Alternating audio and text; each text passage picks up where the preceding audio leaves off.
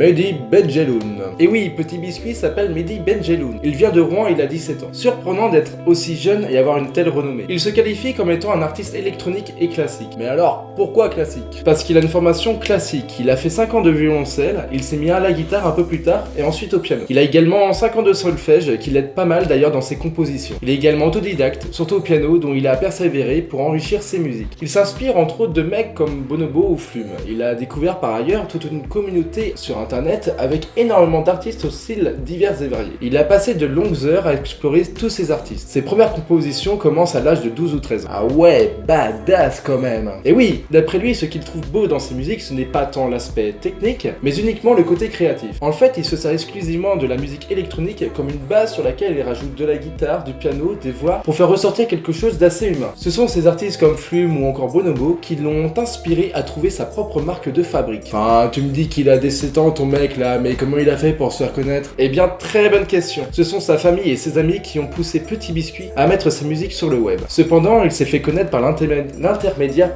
d'un de ses amis qui a une chaîne YouTube qui s'appelle Electroposé, qui présente donc des musiques d'électro. C'est alors qu'est arrivé ce fameux morceau Sunset Lover.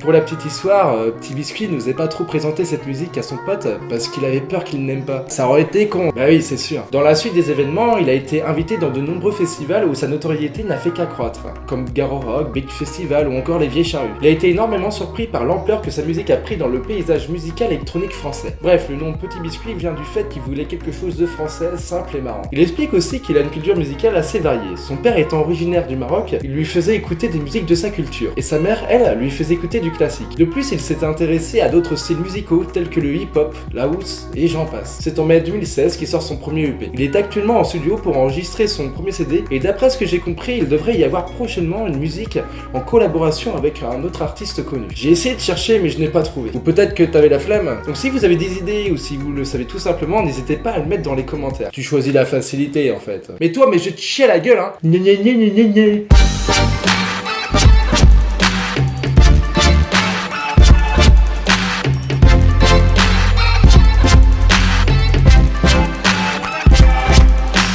Et le deuxième artiste est Fakir. Il s'appelle Théo le Vigoureux et est né le 29 novembre 1991 à Caen en Normandie. Oui, merci pour le détail. C'est un auteur-compositeur et musicien français de musique électronique. Ses deux parents étaient professeurs de musique. C'est sûr que ça aide. C'est obligé les commentaires à chaque fois que je dis une information ou... C'est obligé les commentaires à chaque fois que je dis une information ou... Bref.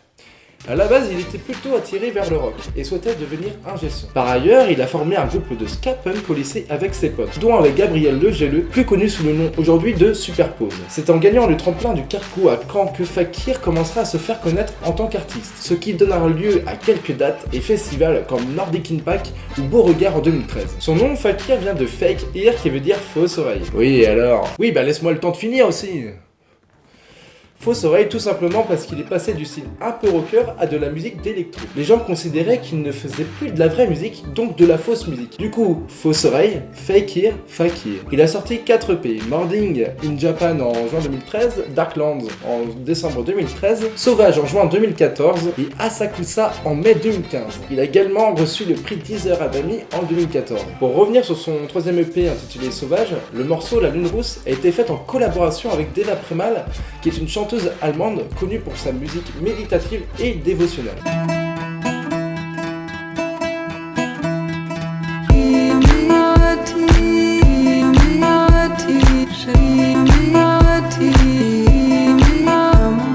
Cette musique a été un énorme succès car, sans le savoir, elle correspondait tout à fait au courant du moment. Pourtant, il hésitait à mettre ce morceau dans cette EP car il la considérait comme une chanson de seconde zone. Et oui, comme pour Petit Biscuit avec Sunset Lover, ça aurait été dommage. Désormais, Fakir fait partie d'un des plus grands noms de l'électro français et souhaite partir davantage à l'étranger pour faire découvrir sa musique, entre autres dans les pays scandinaves. Merci d'avoir regardé cette vidéo en espérant qu'elle vous ait plu. Je vous invite à lire les différents articles sur lesquels je me suis basé dans la barre d'infos si vous souhaitez en savoir davantage. Moi, je vous dis à bientôt pour découvrir de nouveaux artistes ou groupes de musique.